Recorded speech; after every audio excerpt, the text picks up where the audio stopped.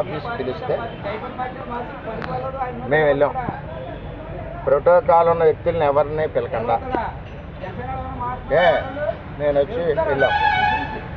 వెళ్ళాక అక్కడ ప్రభుత్వ ప్రోగ్రాంలో చంద్రబాబు నాయుడు గారు ఫోటో ఉన్నారు, మీరు చూశారు. ఇక్కడ బయట అల్లరి పెడుతున్నారు, ఏంటి మన వాళ్ళు ఏమైనా గొడవ పెడుతున్నారు. నేను బయటకు వచ్చేసరికి అక్కడ ఫోటో లేదని చెప్పి మా ఎక్స్-జడ్పీటీసీలు మండల ప్రెసిడెంట్ కార్యక్రమం అతను తీసేస్తా అంటే ఎందుకు పెట్టలేదే, ముఖ్యమంత్రి చంద్రబాబు నాయుడు గారు కదా, మీరు ఎందుకు పెట్టలేదు, ఇది ఇప్పుడు 10వ తప్పు చేయడం, అధికారులు కూడా ఎలా చేయడం కరెక్ట్ కాదు, పద్ధతి బాగోలేదా. ఈ లోపల ఆడు ఉన్నాడు కదా మట్టి మాఫియా డాన్ చంద్రబాబు, అతను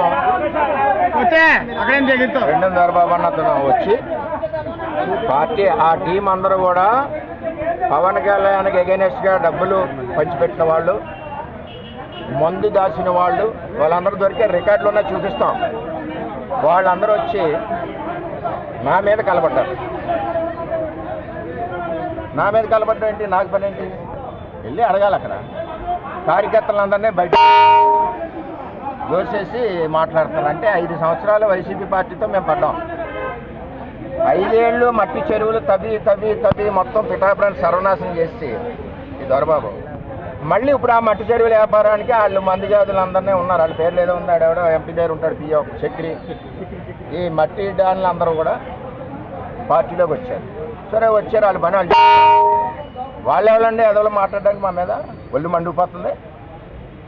పవన్ కళ్యాణ్కి ఎన్ని పోటీ పడుస్తారా, పవన్ కళ్యాణ్ ఎలక్షన్లో డబ్బు పంచుతారా, పవన్ కళ్యాణ్ ఎలక్షన్లో మందులు దాచుకుని మీ ఇంట్లో ఉంచుకుంటారా. ఈవేళ పార్టీలోకి వచ్చేసి దొరబాబు తెలుగుదేశం పార్టీని తొక్కేస్తా అంటే ఇక్కడ ఏమైనా గాజులు ధరించుకున్నారా. తెలుగుదేశం పార్టీ అంటే బలమైన పార్టీ, పార్టీ అధ్యక్షుడు చెప్పిన మాట విని పార్టీ. అరే ఎక్కడికి వెళ్ళినా నోరు మూసుకుని ఎన్నాళ్ళేసి వచ్చావంటే 6 నెలలేసి వచ్చావని మేము వెళ్తుంటే పార్టీ క్రమశిక్షణతో చంద్రబాబు నాయుడు ఫోటో పీకేయడం, మమ్మల్ని దోసేయడం, స్టేజ్ మీద చైర్లు లేకుండా చిన్న కార్యకర్తలందరూ కూర్చోబెట్టి మమ్మల్ని నిలబెట్టడం, ఇది ఎక్కడ అవమానం అండి. ఎన్ని రోజులను పడాలండి అవమానం. చాలా దారుణంగా ఉంది. ఆఫీసర్లు కూడా అలాగే ఉన్నారు పిఠాపురం నియోజకవర్గంలో. ఏ ఒక్క ఆఫీసరు కూడా ముఖ్యమంత్రి బొమ్మ వేయట్లేదు పిఠాపురం నియోజకవర్గంలో. పాడా కమిషనర్ తెలియదండి, గవర్నమెంట్ ప్రోగ్రాం వేయాలని తెలీదా.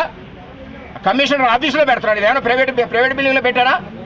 ప్రైవేట్ ప్రోగ్రామ్ ఇష్టం ఉంటే వేసుకోండి. ఇది పెండెం దొరబాబు అన్న వ్యక్తి ఈ పార్టీల్లో ఒక స్పైలాగా వచ్చాడు.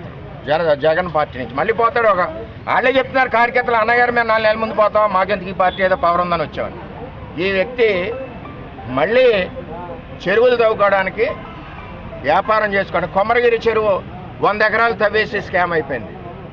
ఇందులోకి వచ్చాడు, అది ఎక్కడ ఎంక్వైరీ అవుద్దాం, అది పోయింది. మొత్తం దగ్గర 50 కోట్ల స్కాము చెరువుల్లో ఉంది, 50 కోట్ల స్కామ్ భూముల్లో ఉంది. ఈ స్కామ్ బయటపడుతుందామని దొరబాబు జనసేనలోకి వచ్చాడు. ఎలక్షన్ ముందు ఏం చేశారు వీళ్ళందరూ, మందు ఇళ్ళే పంచారు, డబ్బులు ఇళ్ళు ఇచ్చారు, మందు కూడా ఇళ్ళు దాంట్లోనే దొరికినాయి.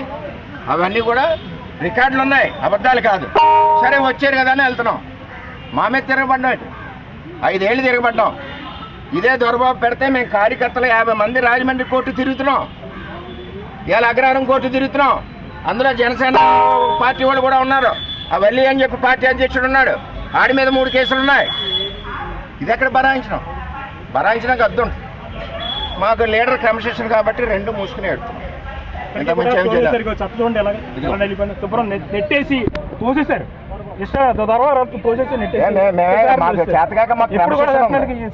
పార్టీకి ఒక మర్యాద ఉంది.